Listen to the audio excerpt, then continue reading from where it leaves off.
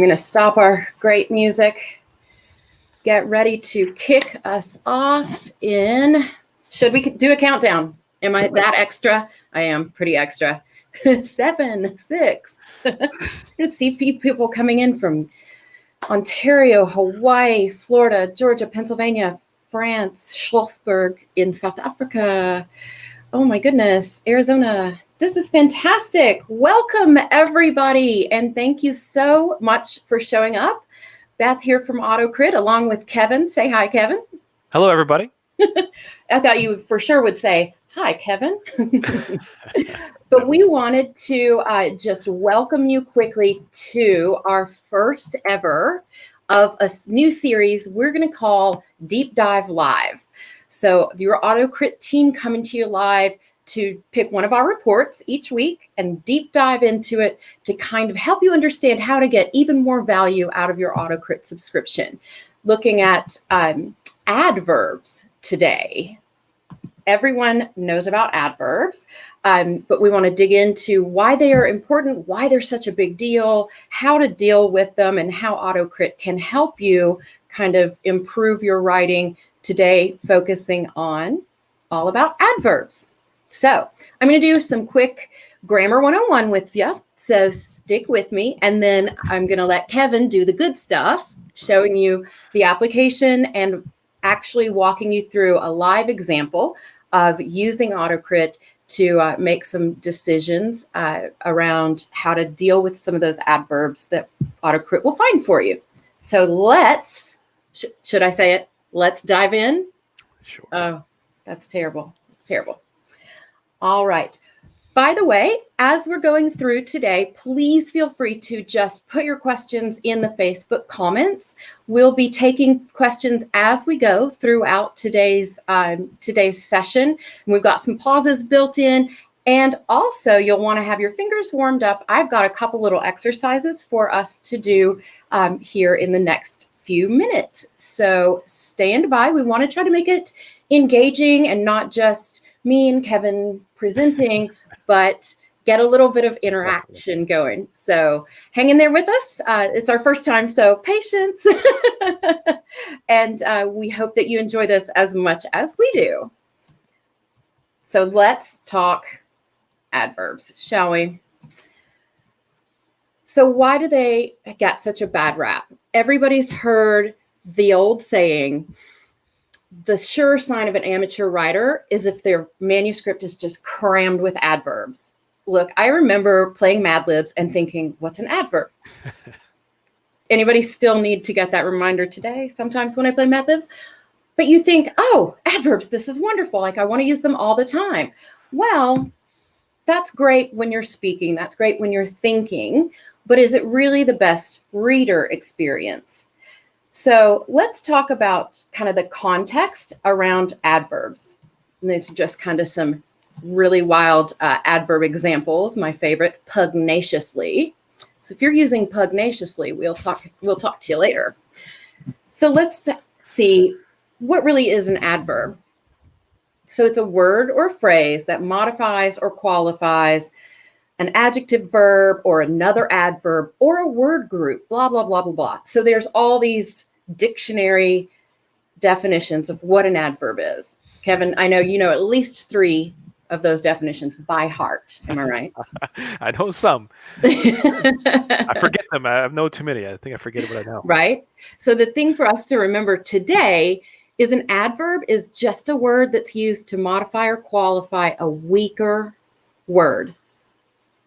So think about a strong word versus a weak word, and it needs a little more help to even convey the idea. So maybe this is your weak word, and this is your adverb, maybe propping it up a little bit, like this is the little dog. Oh, he's excited, like he's big.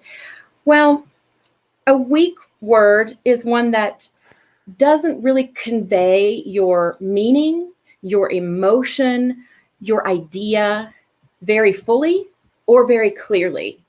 So it's just not compelling. So when we think about weak words, you know, walk, pretty, Kevin, do you have any kind of examples there? Like just You can do some it's kind of the opposite of a power word, by the way. Yes. Power words, one of our other reports that we will get to in a future deep dive live. But it really is just something that doesn't convey what you're trying to get across in an emotional or compelling sense. So why is our writing often full of adverbs? Well, a lot of writers, myself included, just put a lot of words on the page. And that's a great way to do it, right? You can't edit an empty page. We love that, right? So just get the words out, get them out of your brain, get them out of your mind, out of your imagination, and get them on the paper. And the trouble with that really is you're tending at that point to write the way you speak. And as we have already noticed in our conversation today, people speak with a lot of adverbs, especially if you're of a certain generation. You're like really pretty. So thinking about polishing our writing after the fact, after we've gotten the words out on the page, when we're ready to edit and we're ready to hone and polish to really create that user experience, that's where we can really remove some of those adverb. Really, I keep saying really. This adverb session has gotten to me already. You start thinking about it, that's for sure. Yeah, it's in my head. Adverbs in my head for sure. So instead of having an adverb and a weak word, why not go through and look for ways to improve those sentences and make the verb itself more powerful, more descriptive, strong enough to stand on its own. So it doesn't have to stand on the top of a bigger dog like an adverb. So another way to think about it is you've got these small, weak words plus an adverb. He's kind of scrawny. Like he's doing the job, but is he really the best, like the strongest that you can have? That's conveying that idea for you.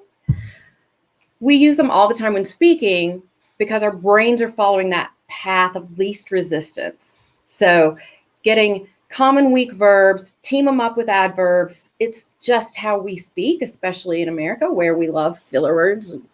And adverbs are often filler words, right?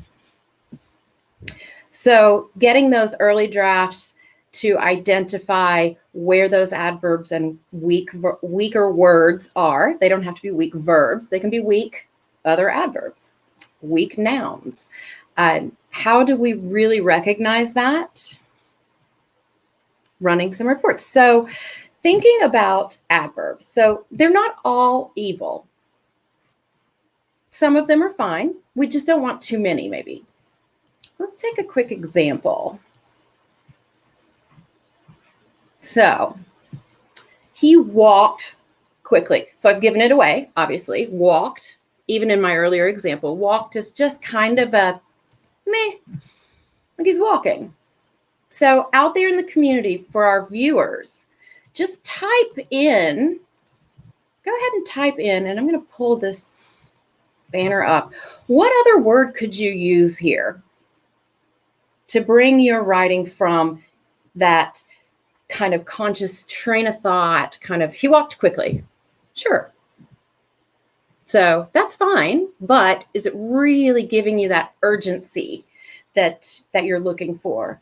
Ooh, he hustled. He galloped. He raced. So some of these more powerful words. He ran. So getting those, dashed. Somebody's overachieving, and I love it so much. He dashed. He sprinted. He raced. That's a good one. Yep. Oh, side note. Scampered. I love that word. Scampered. Sprinted. Strode. I did see a comment go by, a well-written dialogue should then include adverbs. And spoiler alert, we do have 2 other reports that we're going to cover in future sessions that talk specifically about 1, dialogue tags, and 2, adverbs in dialogue. So I love that you're asking this. That kind of builds builds over for the future session to talk about adverbs in dialogue. It does. And so I can just skip that slide when I come to it today as well. Oh, I love this. So great. So you guys are getting this for sure. She looked really pretty. If anybody's remembering the movie Mean Girls, you look really pretty. She looked really pretty. Yeah, how do you look really pretty? There's got to be a better way to say that. Kevin, what do you think? Just use beautiful. That always worked Beautiful, for me. Gorgeous, stunning. Viewers out there, how about a new word for gorgeous? Yes. I'm just going to pretend that. So think of the best compliments that I could get, and those are the words we want to use. It's helpful. It's helpful. Too bad Valentine's Day has already passed. This could be some really great, ways to impress your bed. Oh, ravishing. She glowed. She was stunning. Oh, this is amazing. Okay, one more. Let's see. Now, this is a slightly different problem. Not only did she look stunning, she looked amazingly stunning. Kevin, what are your thoughts about she was hot? Ooh, ethereal. Okay. So with this example, yeah. This is overkill, am I right? Overkill. It's double trouble. You didn't need it. This is one of those times where you already said that your stunning is already a strong enough word, I think anyway. Or you can switch it out if you want, but amazingly really doesn't add to it. Amazing doesn't really add to it. You're right. So when you think about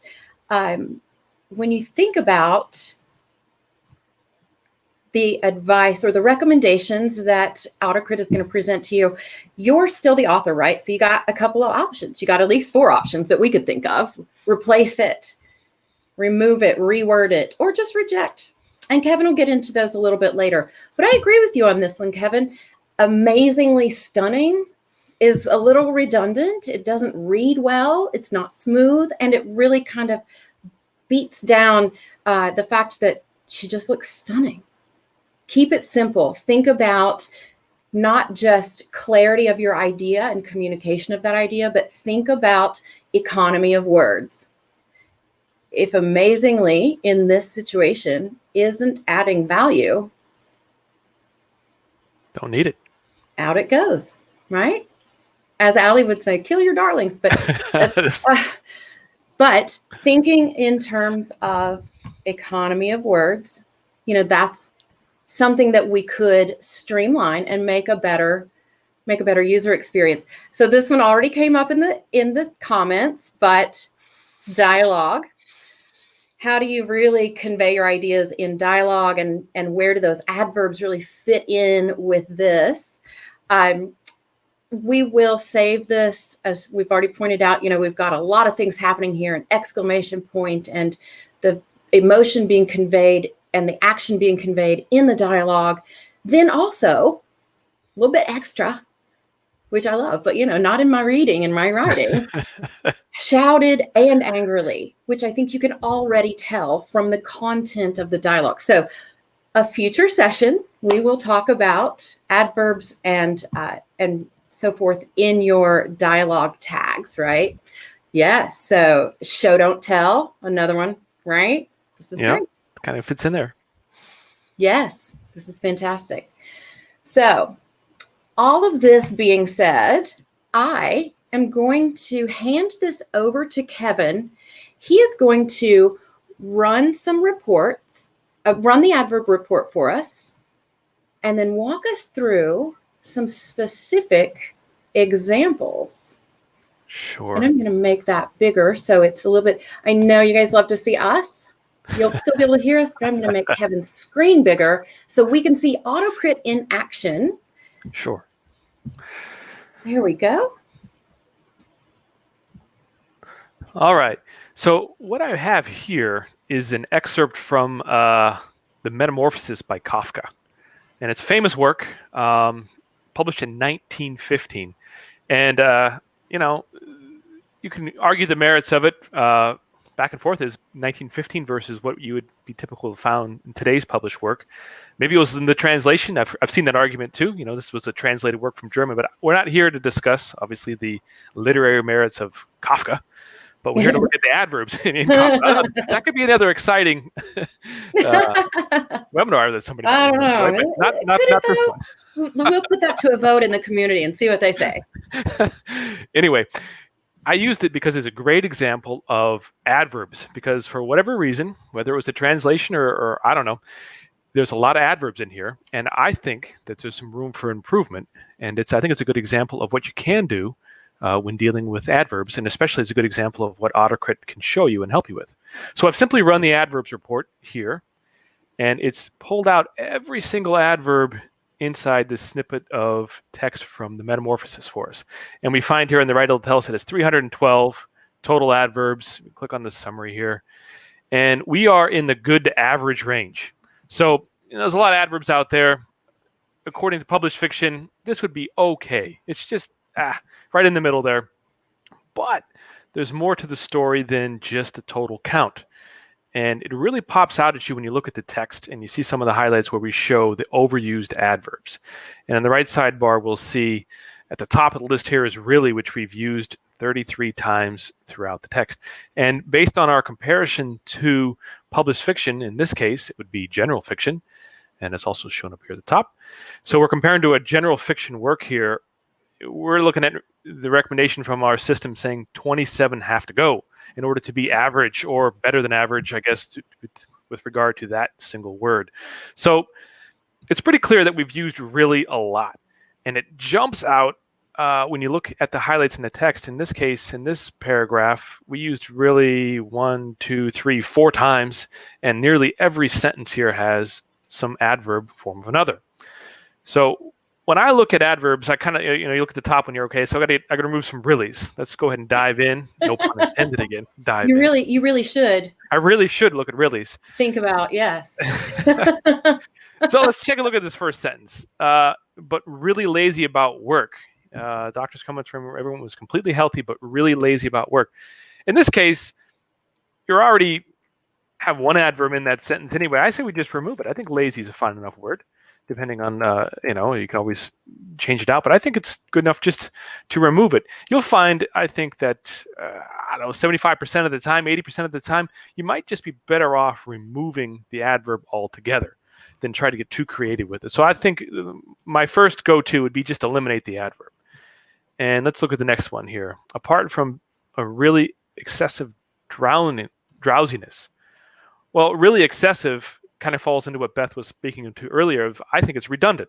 You're really and excessive. So why can't you say excessive? I mean, once again, it goes to economy of words, and sometimes the best word in your toolbox is no word, I find.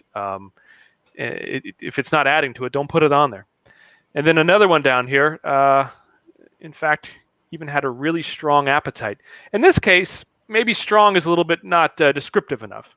So let's eliminate that adverb. And we'll highlight strong here, and we'll use our thesaurus, and we'll come up with another word. Maybe we could say fierce might be in here too. You had a fierce appetite. Or let's see if I could find one here. Draconian. That's draconian, or Tartarian was another one I think I saw at one point. Tartarian.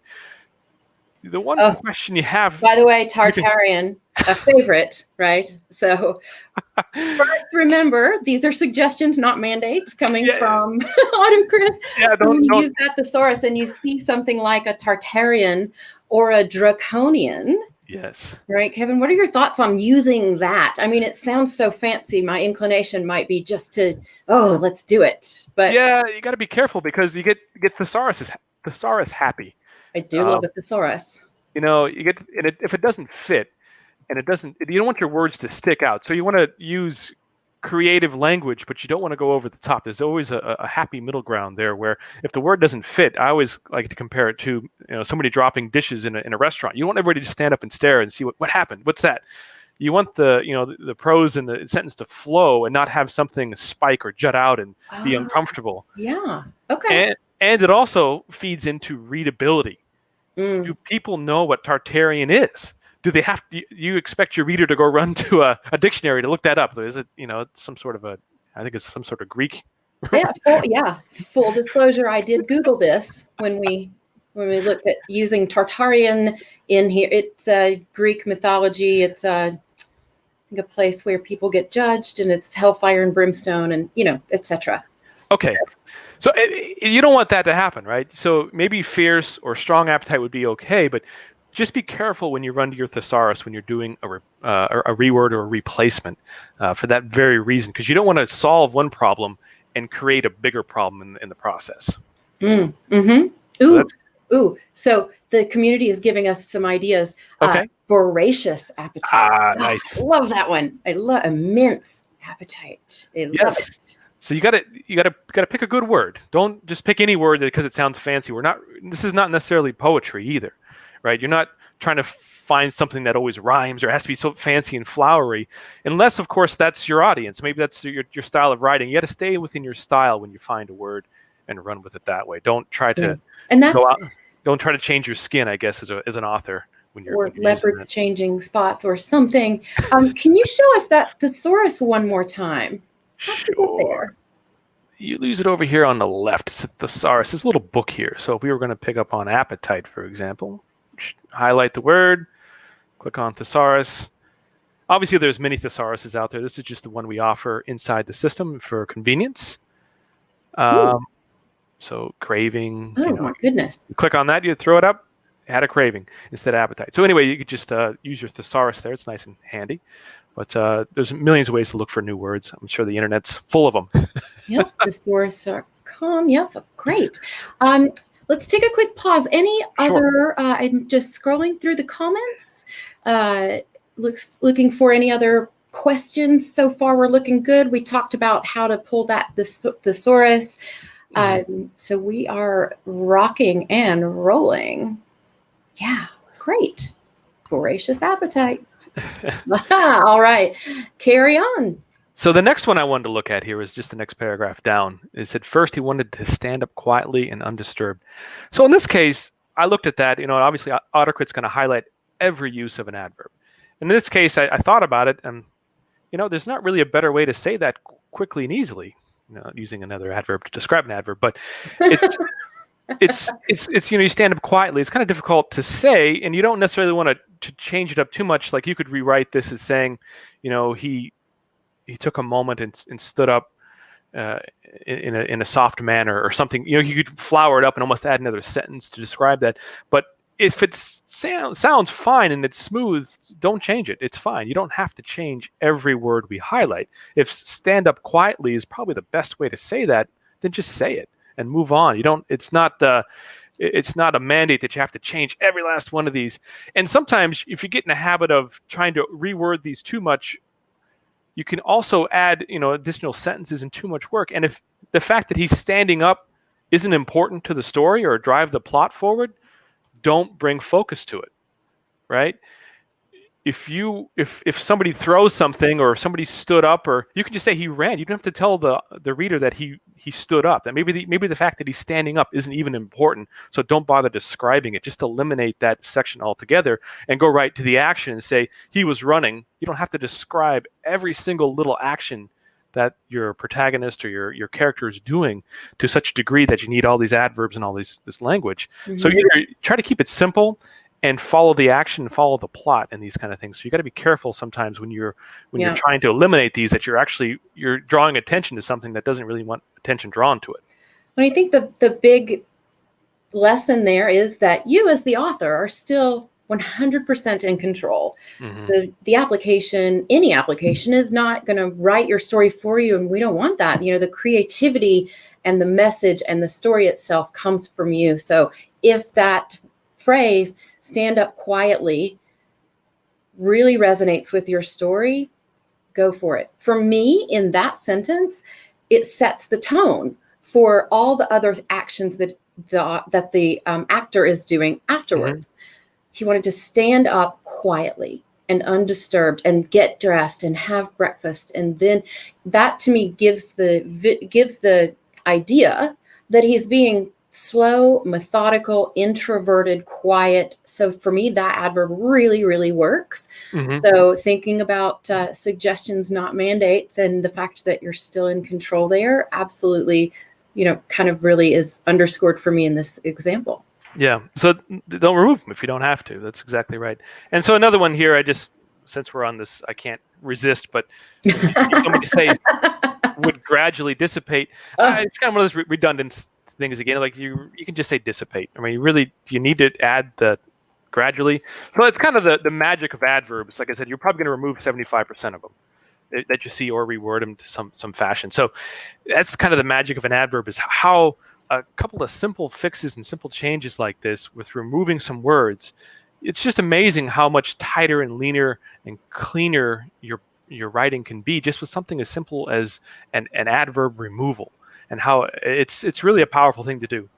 So I highly recommend it. In fact, it's one of the things I like starting my editing with, would be to start with something simple like adverbs, because there's a pretty straightforward approach. Like Beth mentioned, the 4 R's. You only do 4 different things with them. So it's a good way to get the momentum flowing of your edit or your revision. It's just like, wow, I can do this and not get overwhelmed by sometimes you get overwhelmed by structural revisions and I got to move this, move that, all these big, heavy lifting things. But adverbs, you just kind of just bang them out, and it just makes such a big difference on a simple stage, especially with a system like AutoCrit, that's just going to go ahead and highlight them and find them right. You can't avoid them. They just pop right out at you, and you have to look at them.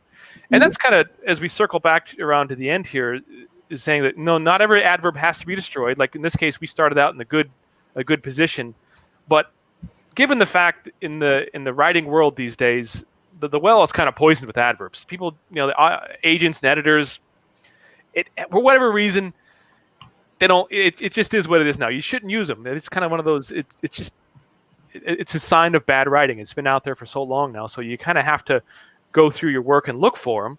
And like I said, we don't have to remove all of them, but I highly recommend running through AutoCrit and checking the ones that are highlighted in red, because not only have you used an adverb, you used them a lot.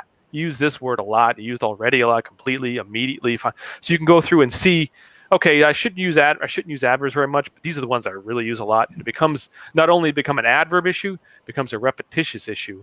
And so that's kind of one of those double whammy situations where you're doing, it's like 2 wrongs. So it doesn't make it right. 2 wrongs never make it right. So don't do 2 wrongs. No, they really, really don't make it right. It doesn't seem to work that way. You keep the mistakes kind of pile on themselves. Exactly, and it just doesn't read very smoothly. So it's just not the best experience that you're looking to provide for your reader. Couple of questions coming through on our chat window that we want to address just really quickly. A couple of comments around how do you, now that you've put your work in AutoCrit, how do you get it back out? So you can certainly save your work. You can do a save as. Kevin, do you want to just do that for us really quickly? Sure. So once the text is in, you can save it inside our system. And I have a lot of files saved on mine. Kevin's I get a little warning message like, oh no, I saved too many He's files. a voracious editor. So I'll throw it in my... That word works, is it? Pick your text, your folder, we call it books, but they're really just folders. You pick your folder you want to throw it into, and Facebook, we'll call it. Then I'll just save it there, then you'll see the file name at the top. And you can access this when you come back in, right where you left off with your editing.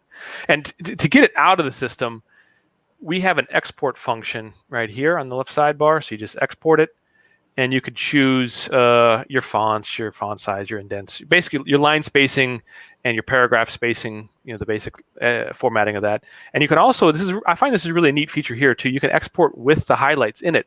So if you want to work offline, because you have a really huge manuscript and you want to work on the beach or whatever, you just run the report, export with the highlights, and then you can save it as a Word or a rich text file or plain text, and then you just hit export, and it will generate a report with the highlights. So that way you can, if you're just eliminating adverbs, you can just, and then when you're done working offline, you bring it back in the system and check it when you're done. So that's one option to you. But that's how you get it out of the system, just like that. Then it saves as a electronic file you can work on. That's probably the easiest. I really like that you pointed out if you want to go work on the beach. Now, it doesn't include a trip to the beach, because if it does, I'm going right now to just export with the highlighting. So I would love that. So, well, most places have an internet connection, but you never know. But that's fair. That's fair. Wherever the muse strikes you, I guess. It's true. It's true. I mean, we can't go to many coffee shops right now, but yeah, the backyard seems like a nice option some days. One other quick question, and then I want to be sensitive to everybody's time. We had planned this for half an hour, and we are right about that time. But quickly, in terms of how many need to be removed, can you talk a little bit about those counts on the side and what that's showing us? Maybe do a quick rerun and see if we've improved anywhere. Sure, I'll run it again. We've removed a handful. We'll probably see it drop down here. Now we're at 308, so I've moved a whole 4. So I have a lot of work yet to do. So, like I said, ideally you want to come over here and find the ones in red and try to get them not red. That's kind of, just from a very basic standpoint. These are the ones that are been used more often than are typically found. So as you can see down here at the end, you'll say, carefully is okay. Those are pretty common, but the ones up here in the red that you really used a lot, no pun intended. We have to stop that. I can't help it. Oh, we're ruined by adverbs. So, I really recommend to try to drop these down. It's like I said, it's one of those things where in the industry, especially out there with the agents and editors, they're sensitive to this for whatever reason. I wouldn't try to fight the system in this, because really it's an easy process to eliminate, and that's probably one of the reasons why maybe it is such a red flag to certain people, because it shows that you didn't take the time to polish your work and come up with those strong words, the strong adjectives, the strong verbs. That it shows a little bit of level of effort into the craft, I guess. That if you've gone through and kind of cleaned up some of this weaker writing, that it really makes a big difference. And it's amazing how much more your work will shine with something as simple as this. And it kind of gets past that first story. Okay, this person knows what they're doing when somebody reads it, because it's not only just for agents and editors or publishing houses. It's really for the reader that are becoming a little more sophisticated to some of these kind of things. They can kind of sense it. So you got to be sensitive to your audience too. That makes complete sense. Just a really quick reminder: I did see a question come through. What if you've only really used it once and it says it's excessive? Just know that you're still in control, and that's okay. These are all just suggestions based on the comparison to what you've selected to compare. In this case, general fiction. So an entire body of work of general fiction that has been published over many, many years. Yeah. It's actually a benchmark. So yeah, we've compiled it. That's compiled out of millions of books that we've scanned and analyzed. So it's a huge database of published works. And that's where we come up with these numbers here, is that, on average in this published fiction, in this case, it's general fiction. You can obviously, inside of AutoCrit, you can select more specific genres to sci-fi, to fantasy, romance, whatever, or even down to an author, a famous author that we have in there. We've basically created a fingerprint based on thousands and millions of books, what can typically be found. And so you're comparing against what is I guess customary in the industry, or what the readers are used to seeing from word usage. So that's where that comes in. Yeah. So it's recommendations, not mandates, but certainly, stay true to your artistic voice and your artistic vision when deciding which adverbs to remove, replace. What are the 4? Let me just pull that banner up real quick. So replace them, remove them, reword them, or reject the suggestion overall. That is always an option. As the author, as the creative voice behind this work, reject, that's a thing. So our next steps, I have a bit of a challenge for the community. I want you guys to pop into AutoCrit, take one of your work in progress novels, books, short stories, whatever, run that adverbs report and see where you land based on what you've learned today. Then see if you can write an entire chapter using no adverbs. So we want to see those strong verbs, those really descriptive verbs, those really descriptive words without so many without really loading in the adverbs. Really. That's my favorite one, apparently. We've been talking about it a lot. Yes. If anybody has questions that we didn't get to today in our live session, feel free to post them in the comments. We will definitely get to those offline and respond to you back through the comments. And let's see, gosh, let us know what you liked, what you didn't like, and what topic you would like to see next. We have some ideas, but we want to hear from you. We want to hear from the community. Which report would you like to see on our next Deep Dive Live, which will be next Tuesday at 1 o'clock? Thank you, everybody. Thank you, Kevin. Great job. And thanks, everybody. We will see you soon in the community.